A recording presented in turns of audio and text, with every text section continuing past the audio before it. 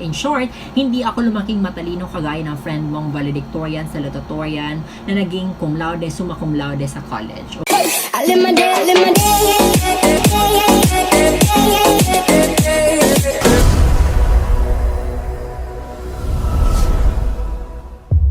SawadeScah, what's up mga kaVOGUE? Welcome back to my channel, and if you're new here, welcome. Alright guys, so in today's vlog, I'm going to share to you the things that helped me graduate magna cum laude, however you pronounce it, in college. And that being said, I want to thank the Lord, of course, for guiding and sustaining me through even up to this time. Okay, so in this vlog, I'm going to try to inspire you, to motivate you to do better at school for some reasons that I'm about to share.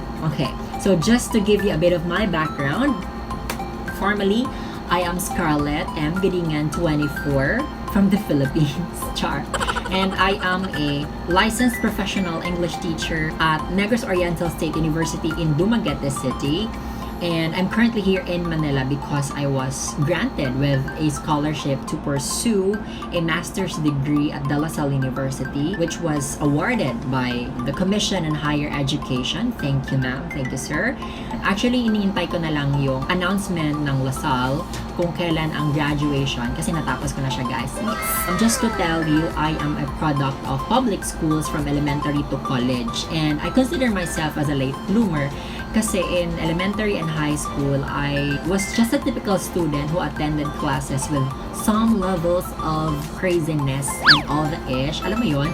And then I didn't have those gold, silver, bronze medals. Alam ko may mga ribbons po dati sa elementary and high school, pero syempre yung mga most punctual lang yun, mga ganong level. In short, hindi ako lumaking matalino kagaya ng friend mong valedictorian, salutatorian na naging cum laude, summa cum laude sa college. Okay? So, ito yung pinaka-reason na nag-push sa akin, ay inspired kayo kasi I personally didn't have those awards before. So, I think kaya nyo rin. So, in this vlog, I'm going to share to you my personal study habits when I prepare for an exam and some general tricks and hacks. So, get a notebook and a pen, take down some notes, get some snacks, and keep on watching. So, the first few things that I'm going to share to you are my personal study habits when I prepare for an exam. Number 1, read and highlight. This is just very basic, guys. You just have to read and highlight whatever you have. Whether you have your notes, your handouts, your books, okay? So, i-highlight mo lang yung mga names, keywords, key phrases, sentences, and all the other things na part ng exam. And when you are preparing for an exam, you want to make sure that you are reading the right source or the exact source kung possible. Because most of the tests usually ask for specific answers, like in history, biology, chemistry, political science, diba? So you really have to ask your teacher what to read and which sources are good for you to study. Another sub-task that you can actually do when you read and highlight a source or a handout is write some side notes. Basically, susulatan mo yung mga gilid na yung handouts kung pwede, or yung books. If you don't have, you have the photocopies. It's very important when you write anything that you have in mind by the moment it pops up, because our memory is so limited, so it pays a lot when you do that. So for example, you remember how your classmate or your teacher explained the concept to you better, or you remember some additional information or even connected ideas to what you are exactly reading. Number 2, write or summarize key points. This is just very basic, guys. After you've read the entire chapter for the coverage of the exam, you just go back to the first page and then write the highlighted points or the things that you highlighted in your handouts or in your books. And then I usually do this in index cards. And when I don't have these index cards at home, I make use of old handouts or the back portion of the handouts or bond papers, and then I cut them into 4. So, doon ko siya sinusulat lahat. Lahat ng binasa ko and na-highlight ko. And once you're done with this, you can proceed to number 3, which is memorize with comprehension. Memorization is key in most examinations, but understanding is vital. I personally have two ways how I master or memorize the lessons or lesson that I need to study for the exam. Number one, break it down into simple terms. So once natapos ko nang isulat yung lahat ng mga na-highlight ko sa handouts, pag nag-start na ako mag-memorize, I usually explain the concepts in my own words, which I can easily remember and fully understand. So if things are difficult for you to understand, you can check for other sources like Google and YouTube, and then add these information in your summary or outline. And the second thing that I usually do is I associate the concepts or theory or ideas with colors and images. So it's more of using my pictographic memory. I didn't have this in elementary and high school. I did practice this sa college na lang. For example, I want to master the difference between a noun and a verb. So the definition of a noun should be assigned to gumamela, and then the definition of the verb is rose. So when I remember this definition, it should be gumamela, it should be rose, and then when I remember rose, it should be verb, it should be noun. It's like that. So later on, i-practice mo rin siya with more complex concepts and theories, and then this really helped me a lot, especially kung hindi ko talaga maintindihan, and then ang dami ko ng beses na binasa ang mga bagay-bagay pero hindi ko pa rin mag-get. So yun ang ginagawa ko, guys. Ina-assign ko para mas ma-recall ko siya. And before I take the test, this is my secret.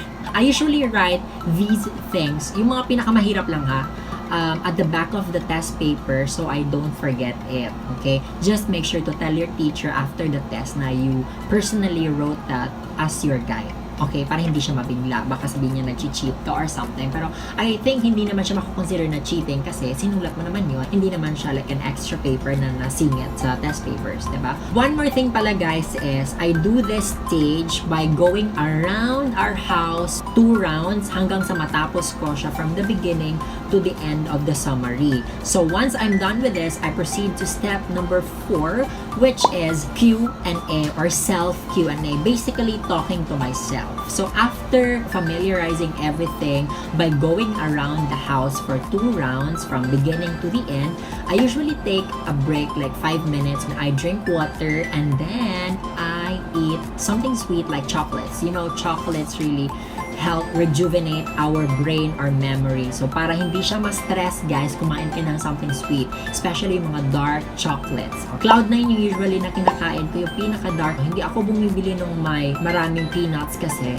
tinitigyawat ako pag may peanuts. So in this stage, I simply ask myself questions and then I answer them personally without looking at the summary that I made. Of course, I check it if hindi ako sure sa sagot ko sa sarili kong tanong. And then the 5th stage is Q&A with classmates. This is an optional thing kasi depende yan kung marami ka pang time, like you have few hours or a day or 2 before the examination. That's of course, you're done with your independent study. This is, I think, really fun, especially when you do it as a game kasi you will really think fast. Just make sure that you surround yourself with cool, fun but diligent students or classmates. They don't have to be the smartest people or, you know, friends. They just need to have the eagerness to learn and then pass the course. Now, the next few things that I'm going to share to you are other general tricks and hacks to excel in college or graduate with a Latin honor. Number 1, do not come to the class unprepared. If you were my classmate, you know me very well that I raise my hand and that's either I ask the question or I add information. So what does this mean? Ibig sabihin, guys, you have to at least read a chapter ahead of the next lesson or the lesson that you're going to discuss in that particular day.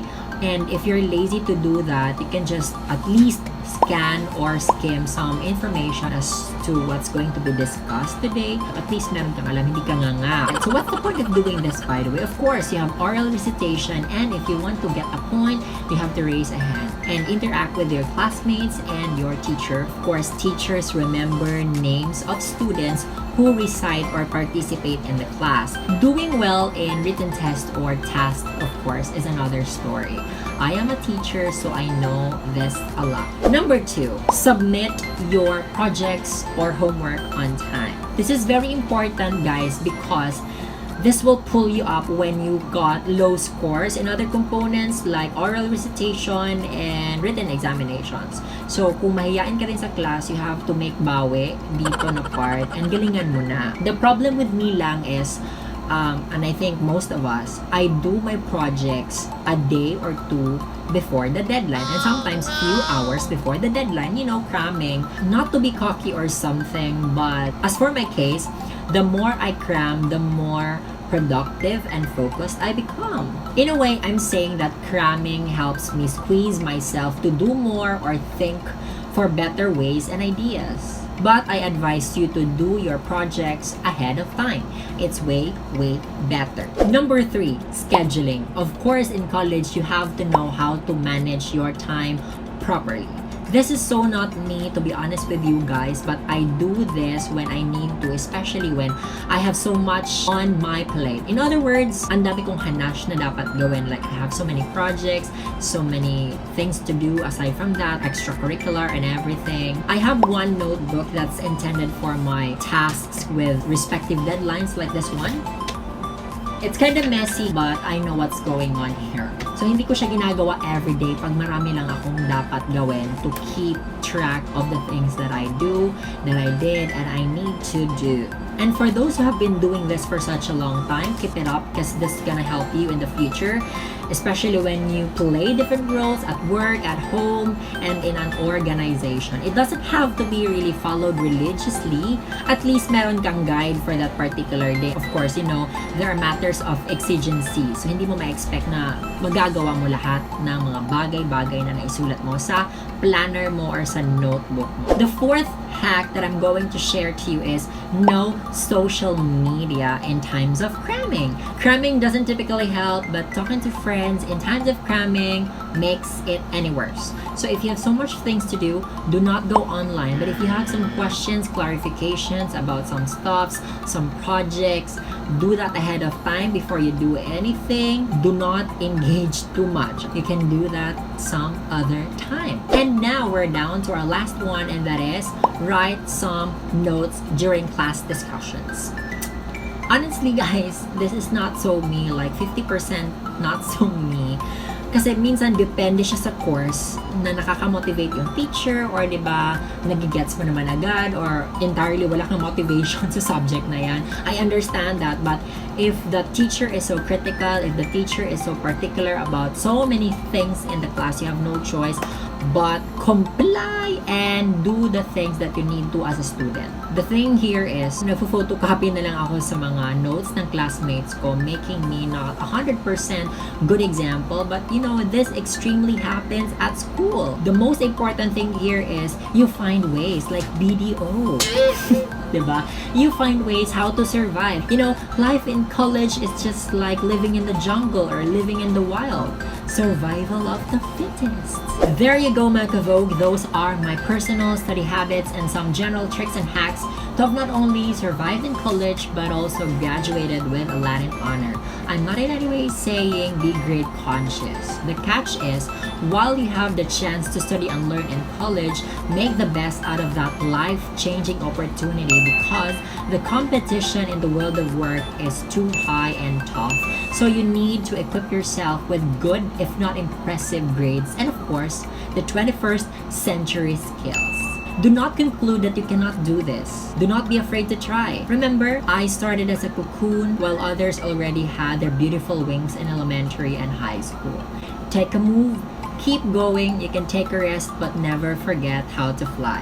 Now I challenge you to comment, I can do it, in the comment section down below as a sign that you really believe in yourself and that you can achieve whatever goals that you have in life. If this video helps, please subscribe to my channel, send me likes, and share this to your friends. Thank you so much for watching, guys. See you on my next one. Keep slaying. Bye-bye!